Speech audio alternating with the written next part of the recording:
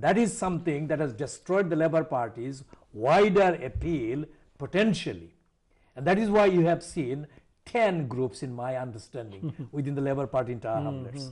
Now, you have lost, but I don't know about your experience, about your party, but I don't think there is so much division in any other party as there is in Tower Hamlets Labour Party. So therefore, that is the reason. It's not because Labour Party's mandate or the manifesto or the values, the founding principles that George Lansbury and the popular councillors upheld, that is not at question at all. What is disputed is the claim of these people that they represent the Labour values. They don't. You refer to George Galloway. Now, I have known of George Galloway for a very long time.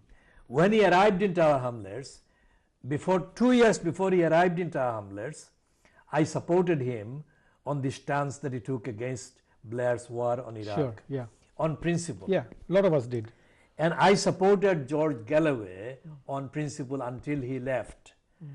But I have to say to you that many of our people in the Bangladeshi community capitalized on George Galloway and treated him as a business proposition. And that business proposition, they stopped operating the minute he lost his second bid. So that speaks ill about our community's particular entrepreneurs who abused the community's democratic disposition for a democratic, accountable parliament, to make personal gains. And they're nowhere because they cannot stand politically for any principle. So what we have to say to the Labour Party and to other people who have failed, to make the impact, that they have to go to the core values. So we should, as voters, we should be more well informed and educated. Well, why are we voting someone? Well, the media or the publicity outlets is very important. And the publicity channels have a duty. I say that on the record that this channel, if it keeps up this, then it will be a unique contribution it is in a position to make. Now, Shoaib said in 2012 that he will do a series of programs. I think that should be started. And we can do that.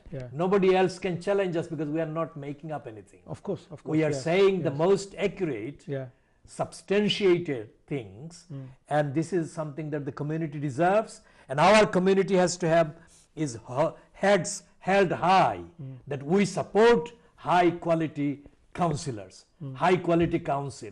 We in Tower Hamlets don't want any fraud, any abuse, misuse, intimidation, harassment of any kind under the direct aegis of any party or under the condoning tolerance of the council administration.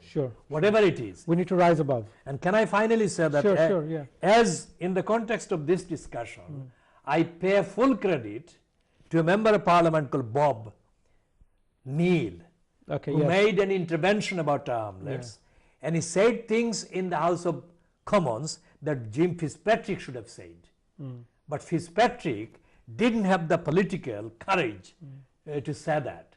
It was Peter Golds who gave the information, and Bob Neal made that intervention. And I am appalled that Fitzpatrick has now made a statement about the so-called declaration somebody has put on an anonymous piece of paper, saying on the wharf paper that it is a Muslim area. That is absolute rubbish. Nobody in the Muslim community could say that. And before Fitzpatrick associates himself with that, 30 seconds. Before Fitzpatrick as an MP associates himself with that, he should have allowed the police to investigate. Thank you, Haq bhai, আপনার মতামত ব্যক্ত করার জন্য, and I think viewers are very much found this quite interesting, যে হক ভাইয়ের কাছ থেকে অনেক রকমের ইনফরমেশন আমরা জানতে পারলাম, এবং এই সেগমেন্টে উনি যেটা বলে গেলেন সেটা হচ্ছে যে the media has responsibility and it's research based, evidence based information. আপনারা আগামী প্রোগ্রাম আমাদের দেখবেন। আগামী মঙ্গলবার আমরা থাকবো না, পরের মঙ্গলবার থাকবো। সুধী দর্শক মণ্ডলী, খোদা হাফেজ। খুব সুন্দর প্রোগ্রাম হয়েছে।